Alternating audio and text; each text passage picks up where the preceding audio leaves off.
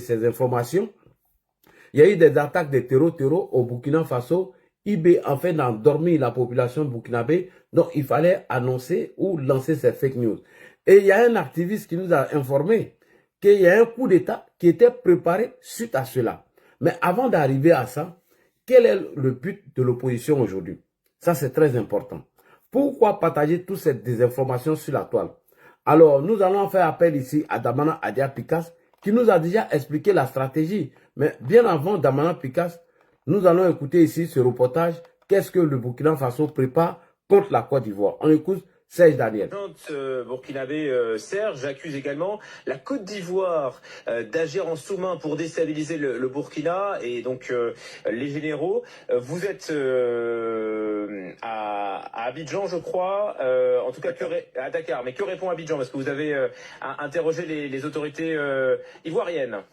Oui, effectivement, le ministre de la Sécurité accuse des pays d'avoir abrité les putschistes, ceux qui voulaient faire le coup d'État. Il y a par exemple le Ghana qui est cité, mais également la Côte d'Ivoire qui est citée. Alors, de sources diplomatiques ivoiriennes, on nous dit, mais c'est un peu une manière pour le Ouagadougou de noyer le poisson. Pourquoi? Parce que il y a plus de 2 semaines, le ministère ivoirien des Affaires étrangères aurait convoqué le chargé d'affaires par intérim du Burkina Faso à Abidjan et lui aurait fourni des preuves d'une tentative de déstabilisation, cette fois-ci, de la Côte d'Ivoire qui viendrait du Burkina Faso et qu'actuellement d'ailleurs, selon nos sources, les sources diplomatiques à Abidjan et les sources sécuritaires, des personnes qui seraient impliquées dans une tentative de déstabilisation de la Côte d'Ivoire seraient arrêtées sur le sol ivoirien. Donc pour Abidjan, en fait, Ouaga cherche à noyer le poisson. Merci beaucoup.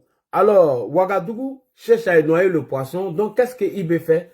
Lorsque ces gens qui ont été mis en mission ont été arrêtés, Ibrahim Traoré a automatiquement accusé la Côte d'Ivoire de tenter de le déstabiliser. Jusqu'à preuve du contraire, il ne nous a pas apporté de preuves. Pourquoi ce lien avec l'opposition ivoirienne? Steve Biko nous avait déjà expliqué que Plucheri Balé les a mis en mission afin de recruter des activistes et cela allait mener une communication révolutionnaire à telle enseigne que la population puisse se lever et fragiliser le régime et les militaires allaient venir parachever leur combat. Steve Biko nous avait déjà expliqué que c'est Plucheri Balé qui était chargé de recruter ces activistes afin de mettre une communication en place pour révolter la population. Quand on s'élève et on dit qu'au Maroc, tel que le menteur de Benito dit, qu'au Maroc, que 1 kilo de riz de Bastia ou bien quoi là coûte 600 francs CFA. Et en Côte d'Ivoire, ça coûte 900. Ça, c'est pour révolter les gens. Alors que le coût du riz a diminué, ils n'en parlent pas. Quand on les fait savoir qu'il y a eu des petits incidents ici et que c'est Alassane Ouattara qui est responsable, c'est une manière de vous provoquer et voilà ce qui s'en passe. Vous avez vu le cas de l'arrestation du syndicat qu'on appelle Ghislain Dugarry, où la fille de ce dernier nous a informé que des policiers sont arrivés chez eux à 1h du matin. À 1h du matin, les policiers sont arrivés au domicile de Ghislain Dugarry et ils sont venus arrêter leur papa. Mais la première question que je me suis posée, la petite fille qu'ils ont mis la parole dans sa bouche, elle faisait quoi à 1h du matin? Une petite fille de 8 ans. À 1h du matin, elle ne dormait pas. Elle a vu toutes les scènes de l'arrestation de son papa. Vous voyez comment les gens mentent. Déjà, mais à Abidjan, à partir de minuit, les enfants de 8 ans, ils dorment déjà. Mais la petite fille a dit qu'à 1h du matin, quand ils sont venus arrêter son papa, elle ne dormait pas, elle était là. Une fille de 8 ans, elle a vu toute la scène. Donc, ce qui veut dire, ce que ça veut dire. Bref, donc, c'est pour vous dire qu'ils sont en campagne de désinformation et d'intoxication afin de révolter la population et sortir dans la rue et demander le départ du président de la République. Et ce mouvement serait parachevé par des militaires. Ça, c'est leur stratégie qui est là. Steve Biko va nous informer de la stratégie. Et puis, il y a une dame de la société civile qui a tout fait pour me rencontrer. Elle s'appelle Plucheri Balé. Oui. Elle a rencontré tous les cyberactivistes. Oui. Sauf les cyberactivistes proches de Dramane Ouattara. Elle a rencontré tous les cyberactivistes. Oui. Sauf les cyberactivistes proches de Dramane Ouattara. Sauf les cyberactivistes qui soutiennent Ouattara. Et les cyberactivistes proches de Blé Goudé soutiennent aussi Ouattara. Donc elle a rencontré tous les cyberactivistes qui voient dans le même élan comment faire pour créer un soulèvement populaire. Voilà. Afin de demander à Draman Ouattara de régler les problèmes des Ivoiriens, de libérer les prisonniers politiques. C'est dans cet élan-là, cette dame m'a approché. Elle a approché tous les cyberactivistes. Et puis elle nous a demandé d'unir notre communication par rapport à une mission. Avant d'unir notre communication par rapport à une mission, la mission se caractérisait par elle. Ouattara a violé la Constitution. Ouattara a encore détenu les prisonniers jusqu'à aujourd'hui. Donc si elle a demandé cela, moi je la respecte. Il y a des cyberactivistes pro-Soro qui la respectent. Il y a des cyberactivistes qui sont pro du PDCI qui la respectent. Et tous, on a dit d'accord à sa proposition parce qu'elle incarnait le leadership de cette mission-là. C'est comme ça qu'on s'est mis ensemble. Pour qu'il y ait un mouvement au pays. Voilà. Afin que ça crée du bruit. Effectivement. Et ce mouvement-là, c'est ces mêmes mouvements-là qui se sont passés au Burkina Faso. Oui. Ils sont passés au Mali. Et ce sont les mêmes mouvements qui se sont aussi passés en Guinée, un peu partout dans les pays. En Côte d'Ivoire, il faut créer cela. Vous êtes tellement en retard. Pendant qu'on pense comment on va chasser Ouattara, vous, ce n'est pas votre problème. Merci beaucoup. Et donc, pour mener cette mission, c'est Puchéri Balé qui, bien évidemment, a recruté les activistes. Nous allons arriver sur le cas des Soulé et le cas de Johnny Pacheco. Donc, Steve Biko nous explique ici que tout ce que nous voyons aujourd'hui, il y a une stratégie qui a été mise en place afin de désinformer, d'intoxiquer la population et créer un soulèvement populaire. Et dans ce soulèvement populaire, les militaires vont venir parachever le combat. Et mieux, après M. Steve Biko, le deuxième secrétaire ou premier secrétaire ou le vice-président du PPACI, M. Damana Adia Pikas, nous a expliqué la même chose. Qui sont en lutte, qui sont en combat, qu'il va falloir mettre en place une stratégie telle que ce qui s'est passé au Burkina et au Mali et dans d'autres pays de l'AES. Alors, je vous amène ici à écouter le vice-président du PPACI, en l'occurrence, M. Damana Adia Pikas, qui nous explique la stratégie. Donc, tous les sorties que vous voyez aujourd'hui, quand Johnny Pacheco sort et il fait croire que le ministre d'État, le ministre Adjoumani, aurait, entre guillemets, acheté une voiture pour Kadi Touré, dont il n'apporte aucune preuve, c'est une manière de saluer le monsieur, en train de préparer son lynchage dans la conscience des gens. Quand le même Johnny Pacheco, il sort, il dit le général Apalo Touré a tenté de l'éliminer, et que le général Apalo Touré aurait armé la rébellion, que le général Apalo Touré devait aller à la retraite, que c'était un putschiste. Donc, c'est une manière de jeter l'eau propre sur le monsieur, afin de le salir et préparer la conscience des Ivoiriens à son lynchage. Quand Johnny Pacheco dit que la première dame, Maman Dominique Ouattara, c'est elle qui finance le fumier ou bien quoi d'Assalfo avec l'argent du contribuable, mais c'est archi faux. Donc, à part les conneries comme ça, Johnny Pacheco ne connaît rien en politique. Quand Johnny Pacheco dit par exemple que Nicolas Sarkozy est l'ambassadeur de Côte d'Ivoire au Qatar, vous, ça peut vous choquer. Alors que c'est faux, c'est un mensonge.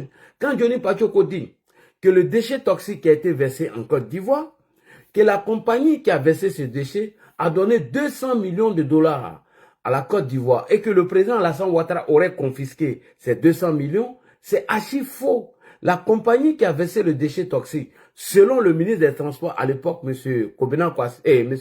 Anaki Kobena qui va passer tout à l'heure, il dit que la compagnie qui a versé le déchet toxique a donné 100 milliards à l'État de Côte d'Ivoire. Et dans les 100 milliards qui ont été donnés à l'État de Côte d'Ivoire, seuls 20 milliards ont reçu les victimes. Donc nous allons arriver à cela. Donc toutes ces sales informations, ou bien l'histoire de la rébellion, c'est Ouattara qui est le père de la rébellion, ou bien Alassane Ouattara était burkinabé, qui sont relayés sur les panels de John aujourd'hui avec la collaboration d'un menteur, d'un manipulateur, d'Insan et Nina.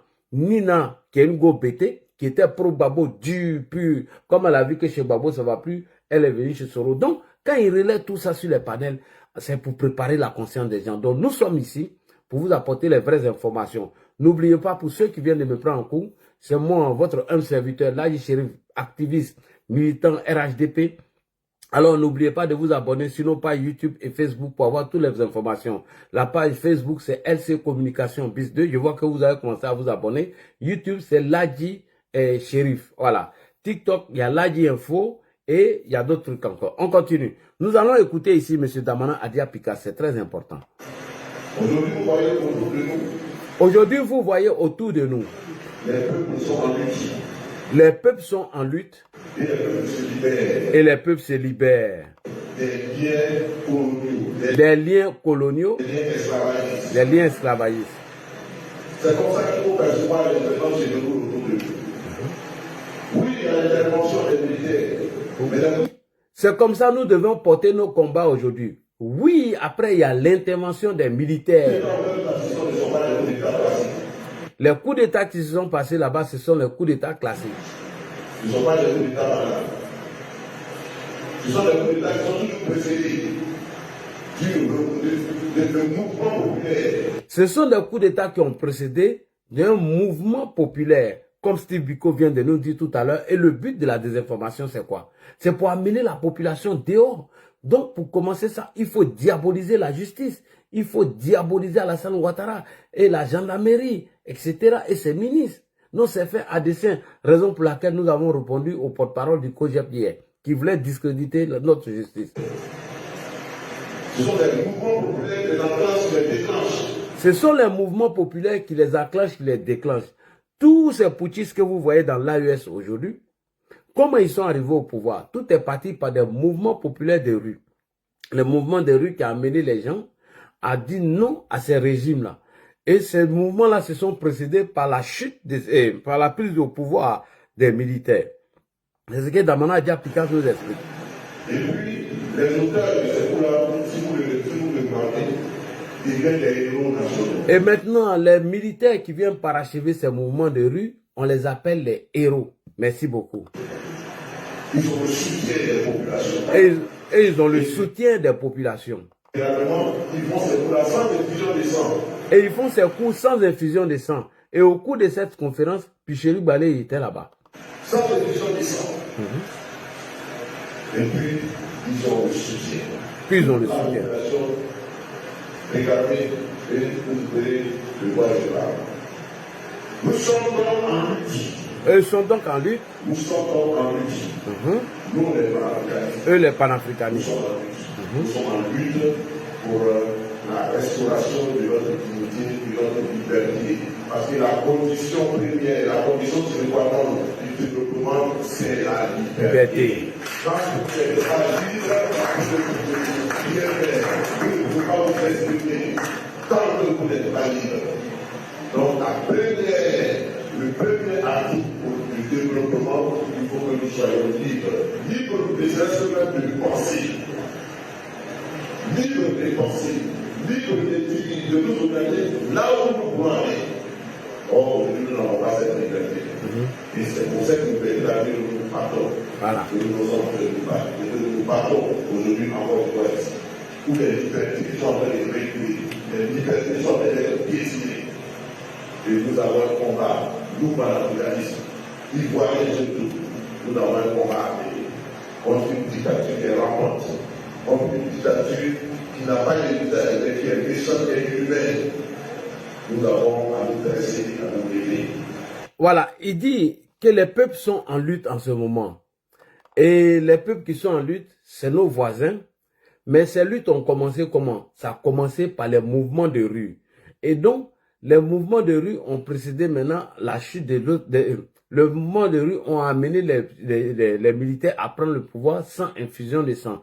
Et ces militaires sont appelés des héros. Donc, quand vous voyez les soulés de Paris, Maïmouna Kamara, Adrien Vagbe, Johnny Pacheco et autres, sans oublier John qui en fait le relais, Loli La Lumière qui en fait le relais, l'unique qui en fait le relais, sans oublier les N100 et autres, ils sont dans une campagne de désinformation et d'intoxication afin de diaboliser le régime RHDP. Puisque eux ne veulent pas aller aux élections et ils nous proposent rien, il faut dégager le RHDP avant 2025, avant les élections. Et dans ce cas-là, le Burkina les soutient et c'est le Burkina qui est leur premier partenaire, sans oublier la Russie. Donc voici la stratégie qui est là. C'est pourquoi on vient annoncer des fausses informations afin de déstabiliser l'opinion nationale. Et alors, Picheri Balé qui était à cette réunion, elle a même été invitée sur Africa Media. On va l'écouter ici à propos de la campagne qui devait mener sur la toile. Alors, Madame Picheri-Balé, est-ce qu'en l'état actuel, il faut peut-être croire désormais qu'un scénario à la Burkina Faso ne serait pas possible en Côte d'Ivoire, c'est-à-dire une véritable manifestation populaire qui amène véritablement au renversement, on va dire, au changement structurel, politique et même économique du côté de la Côte d'Ivoire. Merci beaucoup. Il pose la question, le journaliste, est-ce que vous allez faire une stratégie à la Burkina Faso? En fait, il faut un mouvement populaire pour que les gens puissent sortir dans les rues, les manipuler, dire que Laurent Gbagbo, son nom n'est pas sur la liste électorale. Bref, les conneries comme ça. Et maintenant, les militaires vont venir parachever leur combat. On écoute la réponse de Picheri-Balé. Vous savez, quand le peuple est oppressé de toutes parts, c'est ce scénario-là qui se dessine forcément. Il se trouve qu'en Côte d'Ivoire, il y a une politique de la terreur qui ne garantit pas ce scénario. Voilà, parce que, comme on le disait tantôt, les manifestations pacifiques ne sont pas autorisées. Maintenant, est-ce que l'opposition ou la société civile auront le courage et la force de se lever malgré toutes ces entraves? Ça, c'est une question à laquelle l'avenir nous répondra. Mais dire qu'en l'état actuel, vu tout ce que nous voyons, ce n'est pas évident que ce scénario se passe parce que les Ivoiriens ont peur, les Ivoiriens sont terrorisés. Voilà. Merci beaucoup. Elle dit que c'est pas possible que ce mouvement puisse avoir lieu parce que les manifestations sont interdites dans les rues, les Ivoiriens ont peur, les Ivoiriens sont terrorisés. Alors, première désinformation que nous allons commencer tout à l'heure, suite à l'arrestation du journaliste, du syndicaliste Ghislain Dugarry, une vidéo a été propagée. Je vous montre d'abord la capture d'écran de la vidéo avant de la jouer. Vous voyez des policiers ou des militaires, des gens encagoulés. Et il y a une voix en bas. Je vais la jouer quelques secondes et je vais tourner mes caméras. Je vous montre et je vais vous dire l'origine. Voilà. Vous voyez cette vidéo? On ne savait pas ce que vous avez fait. D'accord. Il y a une voix en bas. D'accord. Donc le soir, je pense que voilà, vous venez tardivement, n'est-ce pas? Ils disent que c'est l'arrestation de Ghislain. D'accord. Donc on vous a. Ok. Cette vidéo-là, regardez bien. Hein. On espère vous trouver. Vous voyez, cette vidéo date de 2020. Je répète, cette vidéo date de 2020. Elle a été réalisée à Dabou. Ce sont les mercenaires qui ont été recrutés par Ben Souk. Je répète encore. Cette vidéo-là, où il y a la voix en bas là, elle date de 2020. Je répète encore. Cette vidéo date de 2020. Où des mercenaires ont été recrutés par Ben Souk qui est en exil aujourd'hui au Mali. Dans la vidéo, on l'enlève de son contexte. On prend quelqu'un, on enregistre une voix et on dépose. On dit c'est l'arrestation de M. Ghislain Dugarry. Alors, maintenant que je vous ai montré cette vidéo, c'est fini. Voilà. Donc, cette vidéo, ils sont en train de partager partout. Hein. C'est une vidéo qui date de 2020. Maintenant, il y a celle-là aussi. La vidéo là. La fille de Ghislain qui s'explique ici. Lorsqu'ils sont arrivés à la maison, ils ont frappé à la porte, mais non, moi, il n'y a pas entendu. Donc, ils ont tapé à la fenêtre, là. J'ai pas entendu aussi. Donc, ils ont fait sortir les mains. Et puis, ils m'ont dit, c'est la police. Maintenant, j'étais paniquée. Donc, je suis rentrée dans la chambre. Je suis passée, dit, ah, papa, c'est la police. Maintenant, il y avait peur qu'ils attrapent mon papa. Donc, j'ai fermé la porte de la chambre. Ils ont défoncé la porte du salon. Là, ils ont défoncé. Donc, ils étaient venus en civil. Maintenant. Bon, une petite fille de 8 ans, alors qu'on dit la scène a eu lieu à 1h du matin, vous-même, vous voyez la petite là. C'est-à-dire qu'à 1h du matin, cette petite fille, elle ne dormait pas. Elle a assisté à toute cette scène. Et vous allez attendre la voix de sa maman qui est à côté. Hein. La vieille est en train de lui mettre les paroles. Maintenant, il y avait un qui était masqué. Il avait porté un t-shirt ont trahi. Et puis il avait une âme ici comme ça. Maintenant les autres là, ils ont défoncé cette porte là aussi. Et puis ils sont rentrés, ils ont dit le papa n'a qu'à se lever. Il s'est habillé. Maintenant ils ont dit il n'a qu'à prendre sa puce et sa carte d'identité. Maintenant Voilà. il a pris sa carte là. Maman là a dit